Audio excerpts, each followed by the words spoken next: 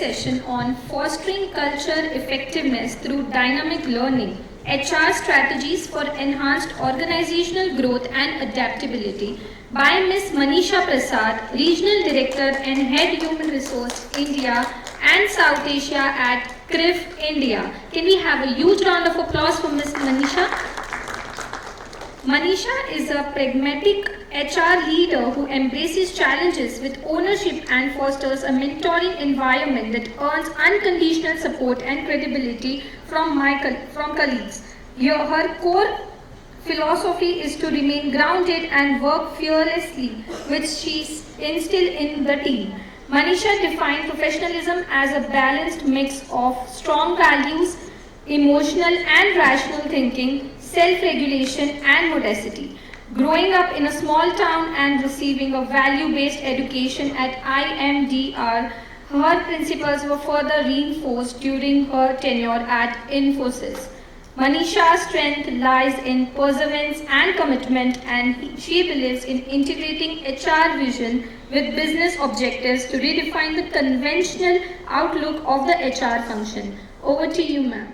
Thank you. That gives me, a couple of hours back when I think in the morning Shobha was talking about it. Hearing about you from someone else doesn't make you, feel so good. And that's exactly what I was just thinking through when she was talking about me. So, good afternoon, everyone. Third session after lunch, and I will try my very best to make sure that this is going to be a very engaging session for you all. I think I'm a bit nervous, and that's what I am each time when I stand on the stage and talk, in the forum, which is all, from the senior leadership, working with different companies, different organizations, various capacity and roles. Not that I am concerned or worried about what I have to talk about today, the content which I bring to you, but definitely what I'm getting worried about is the content I talk, is that going to be relevant for you or not, right, the topic. And that's exactly the point we are going to discuss today, because most of the times all of us in HR, we keep dwelling on the ask from the organization to make it a learning organization, to create a learning strategy. We as HR, we keep talking about a lot of things in L&D, we call it training, we call it enabling the organization, upskilling, reskilling. In a way, what are we trying to do? We are trying to orchestrate the learning strategies to meet the organization need. Do we need to look at that, is this something which is blending with the business strategy of the organization? Is it something which is helping my organization to deliver the business roadmap 3-4 years down the line? Am I creating that kind of a learning organization or not? And that's something what I'm going to talk about, and I have, bear with me for very few slides. I have only 3 slides, and that too all done in a rush. But I'll be talking about it more and more. So let's move on to the next slide. Okay, what is it that we will be trying to understand? I don't come here to show a list of all the training and learning programs you all can do for your organizations. I'm not going to give any prescription around that. But what I'm going to talk about is something which can help you understand deep in terms of your organization structure, the needs, the business, and how will you work out strategies which will help your organization to create an enabling learning organization. So, what is a learning organization is something we're going to talk about in the next 2 slides. Why do we need a learning organization? So I have quickly jotted down 3 points. One is a competitive advantage. Now, what do we call a competitive advantage? I belong to a financial services organization. I work with a credit bureau. So pardon me if I use some of the examples which are more relevant to me, and I would have done it in the past, and that's how it comes easily to me to relate to and talk about it right now. Yeah. So when we talk about a competitive advantage here, basically a bureau which is second largest right now in India. But our vision is definitely to beat civil, right? We are CRIF high mark, we are number 2 when we want to beat civil. That's the vision, that's my company's vision. Am I helping by building up skills in my organization to be able to take up that vision and help my CEOs or help my business to deliver onto that vision?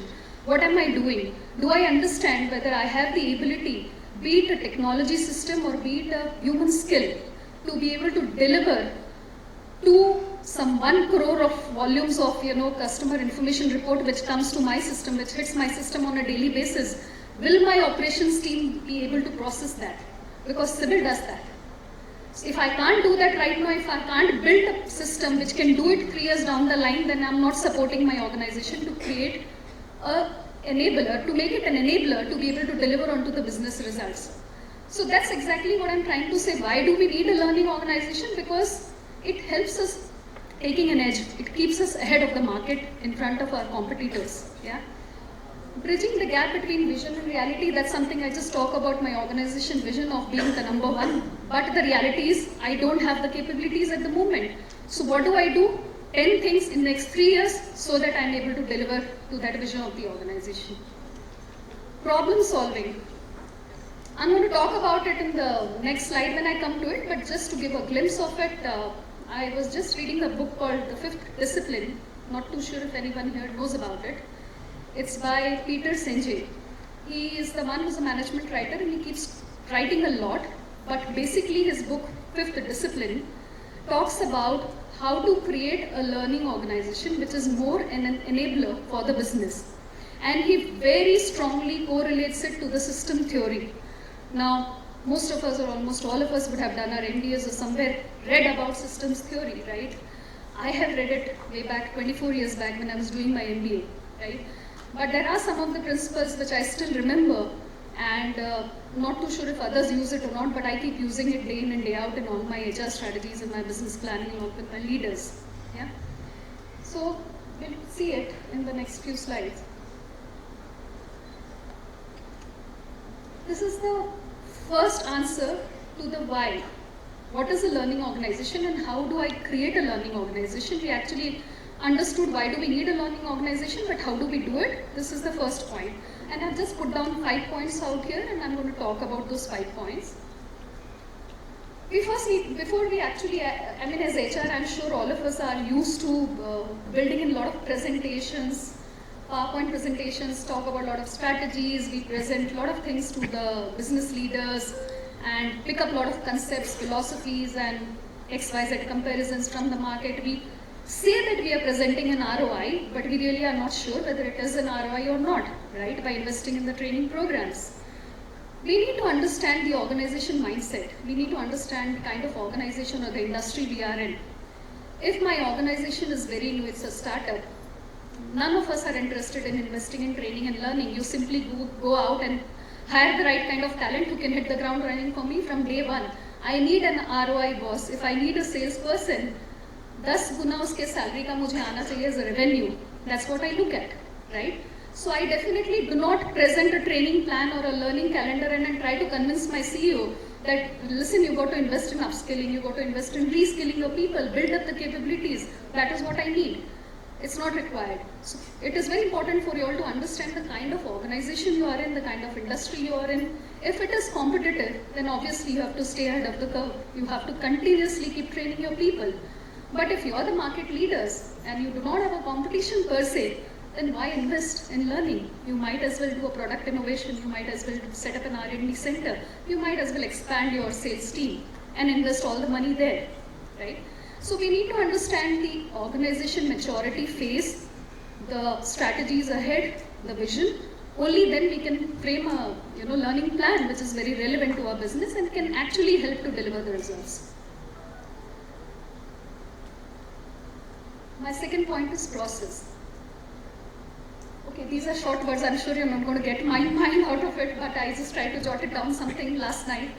And when we talk about learning, to me learning is very vast. I mean, it's a perspective which I take and it includes everything which is a part of the employee life cycle. All what we do in HR, right from the time when I'm going out and doing my budgeting for my headcount for my hiring next year. How do I base that? How do I plan that? Simply not relating it to the business growth, right? That if I'm growing in XYZ region, I need 20 people to be hired for that particular business. Or if I have a higher sales target or a revenue target, I need 50 salespeople on the ground in India. I don't do that. But what I do is, what is my capability right now? What is my productivity? Taking the same sales example. So if my revenue target is 2 times this year and my capacity remains the same, I will rather work on the productivity, enhance the performance of the people rather than going out and hiring, right? If I know that it is below average when I compare it to the market. So your enabling a learning organization starts right from your recruitment strategies and recruitment plan, first understanding where the gaps are and then going out and filling up those gaps, right, by hiring the right talent from the market. I keep relating it to one story which I mentioned out here, which is the story of geese. Many of you know it, right? I mean, when we see the group of geese flying on the sky, we know that they have a typical V formation, right? And the lesson which I always keep learning whenever I see that is how naturally by default each one of them picks up the role, right? The movement of the geese which is flying in front of them is, little tired and stops to flutter the wings. The one which is behind which comes forward and takes the role, right? And this is how they continue to keep the V formation alive and they continue to fly at the same pace. So it's all about a teamwork. Now, is this something which comes by default? It doesn't come by default in the system. It is us who always work towards creating, and that is what I call an enabling organization, which has it in the DNA, which has it in every cell of the system in the organization, and naturally it actually enables people to assume the roles and take the responsibilities and move forward. So that is what we have to do when we look at creating these structures or delivering to the expectations of learning and development in an organization. Okay, this is very important, and actually I was remembering the conversations in the morning where we were talking about generations, where we said that the Gen Z was typically ask us a question: what's in it for me? How is the organization helping me to evolve? We are doing so many things, but is it helping me to evolve or not? I'm going to be talking about that. One of the gentlemen in one of the panel conversation, we talked about the ROI, right? So ROI on investing in people. Is HR, what we do in HR, is it really tangible? I have struggled for last 23 years and I'm trying to prove to my business that yes, all what we do is tangible. Am I justifying it myself? I'm not very sure. But I'm confident that there is some other way in which I can relate that all what I do in HR is actually driving the business results for you. A simple example, okay? So when I say, just give me a moment, I had taken certain notes in the morning conversation and I would like to go to that.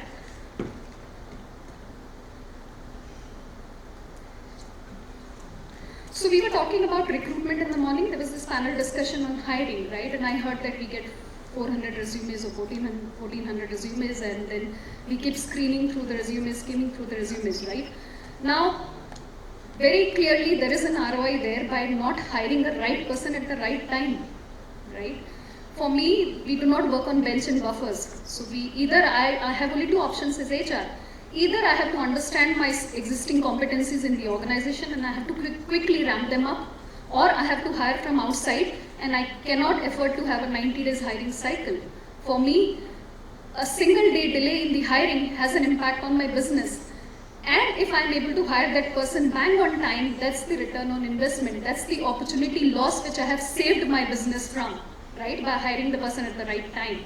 Now that's exactly how we have to continue to show value and convert every other actions we do in HR, convert it into a tangible matrices and tell the business that this is how we are helping you, right?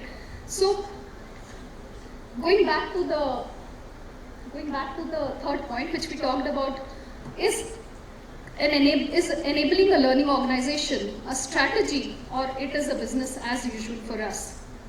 For me, it's certainly strategic in nature, because as I said, you have to actually do a lot of things. You have to first understand the organization maturity, you have to understand the business leader's vision, you have to understand the organization goal.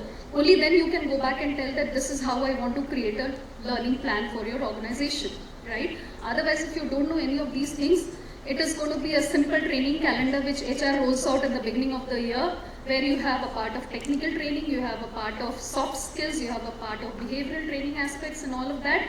And then you tell people that, listen, I have a target, I have a metrics to meet, which is about 150 learning hours or 100 learning hours per employee. I am investing XYZ amount on my employees' learning, and I have to make sure that by doing 1000 trainings in the year, I am making sure my organization is learning and growing. I am not very sure if we actually see the results that the organization is learning and growing after doing all of that. So we really need to understand whether the elements we actually blend in our learning strategies are strategic or not. Yes, I have only one last slide left. Okay. The next point is, and to be very honest, I wasn't very sure if I'll be able to pull this up for 20 minutes. So going back to the basics again now, this is one another thing which is very close to my heart, and I have used it very, very aggressively all my life, all my career as HR and in personal life, which is Abraham Maslow's hierarchy. Again, I don't know how many of you remember that. We would have studied it in HR during our MBA days. Now this is something which helps me understand and devise each of my HR strategies and each of my HR planning, to the extent that I go back to my CEO and tell him that, listen, you are on the top of the pyramid right now. You have only physiological, not even physiological needs, you have only a need where you have attained a nirvana, right? So you are towards the end of your career. You can go out and take risks. You can afford to build in strategies which are involving a lot of risk, a lot of aggressiveness, but the workforce down you is not ready. They are not in that pyramid at that point in time. Some of them who are my Gen Zs have just started their career. They have their social needs, they're getting married, they need more money, they want a faster career growth. So definitely, not everyone can be looked at the same scale. Now, how do I link it to the learning organization or to a learning plan? You really cannot have a one thumb rule or a one learning strategy for everyone. You need to understand individual aspirations, you need to understand the background, you need to understand the needs of an employee, and then try to blend it with the organization strategies, and then deliver something which is making more sense to that individual. Only then you can bind the alignment from that individual for being up for taking that training or learning program. Without that, if you do not understand it and offer a simple standard training calendar, I'm sure you're going to be struggling to call people, keep sending follow-up emails. There is a training program arranged, please come and join the training program. Following it up with the leaders and managers later that people did not attend. We spent so much in conducting this training program. And that's exactly what most of us do, right, in the organizations. So I think it's very important for us to understand the workforce demographics. Going back to the same question where someone said, the Gen Z's question the hierarchy, right? In the morning we were talking about that. Obviously, because when I come as a Gen Z, I need to constantly challenge, right? My manager, if the manager stops giving me challenges or something which he or she doesn't know, and I'm able to surpass that, the kick which I get by working in that environment, that organization, that manager, those people, which doesn't give me any learning, is not there with me anymore, right? So I need to have a constantly challenging environment around me. So that's when I related to the Maslow's hierarchy, which is your psychological safety, belongingness, and the self-esteem and the actualization needs, right? And why I put down all these points is because when I think about creating a learning strategy or enabling a learning organization, I think these are varied aspects which are important for us to think through and build in a plan ahead. Last thing I have is culture. So we actually dwelled on culture some time back when we talked about Gen Z and the seniors. I will take an example of, we have been talking about these, when we say ride the tide and ride the wave. I have a different perspective around it. So for me, ride the wave is something which is at a surface level. The waves are at a surface level. So the Gen Z which we have, right, they are very adept. They are much more, competitive than us. I am a Gen X, yeah. So they're much more competitive than us to ride the wave. But if you have a blend of the generations in the organization, when I say generations, I am basically referring to the ability, the capability, the competencies they bring in, right, across all the generations. So when you have a blend of all the generations in your workforce, in an organization, in a system, you're actually enabling the organization not just to ride the wave, but also to ride the tide. Tide is something which is deep rooted in the ocean. It emerges from the depth of the ocean, right? And obviously people who are thriving at the surface level may not be able to understand how do you address or tackle the tide. So for me, it's important to have a blend which can actually help you ride the wave as well as ride the tide as well. Yeah. Again, one another example which keeps coming to my mind, and I observed it in one of the sessions sometime back I attended. It's about the line of command in the defense services. If any of you here belong to defense, this is something which was told to me by one of the brigadiers I met with, and he talked about, we were talking about a learning organization, and he told me, you know what, Manisha, what happens in defense? When we are in a war front, when a brigadier who's there, in the battle and he dies, the next in line, who's in the hierarchy, he comes forward and he takes the role, and he's the one who's the commanding officer. If something happens to him, the next, and it goes down in the hierarchy until the junior most soldier, which means the kind of training and the kind of competency building they have done in defense is right from your junior most soldier who's ready to take on the battle in the battlefield and is already equipped